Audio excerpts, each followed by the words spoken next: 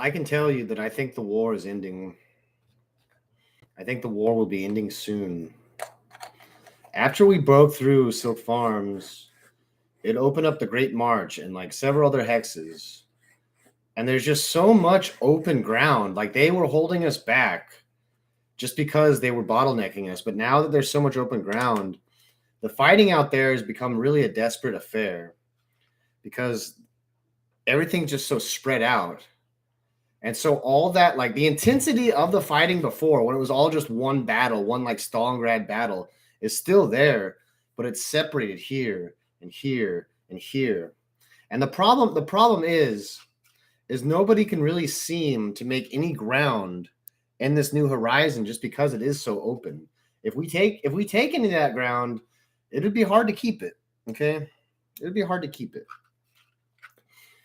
Something about Foxhole that's different than any other game is just the way I kind of like this matchmaking idea works, right? Like,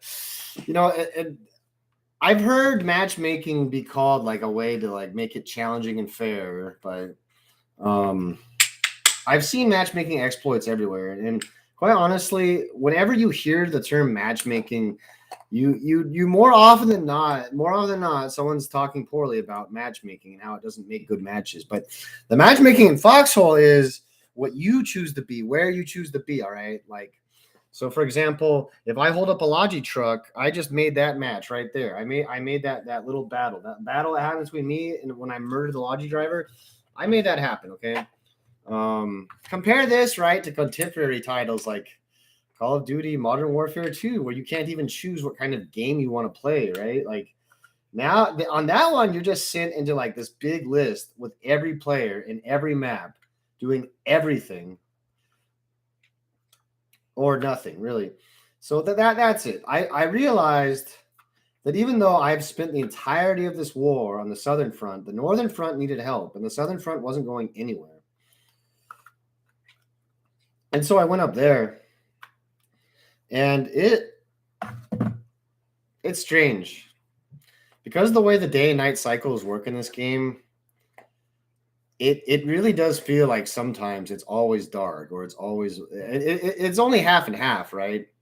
So it says 531 days in the title of this, but that's been 531 days in Seova. Okay, in real life, you would divide 531 by 24 to figure out how, because one day in Seova is 1 hour on Earth. But it's perpetually darkness over there, even though I know it actually isn't. It just feels always dark. And there's like this huge cliff.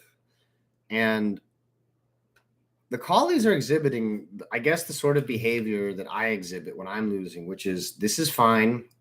They basically just have to ignore certain things. Otherwise, they would just have to stop fighting.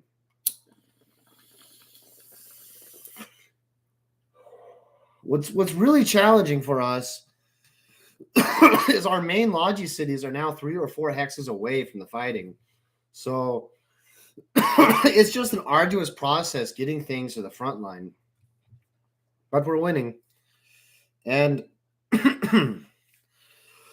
I've felt like my duty to Seova has diminished over these last couple days because I don't feel like I'm needed. I feel like if I'm there, it's for the victory lap. So yes, that's me complaining about winning. It's just become a desperate affair where anyone's trying to get any edge they can, and no one's really trying to make big, long thought out plans. Everyone's making these tiny little moves that, well, they're desperate.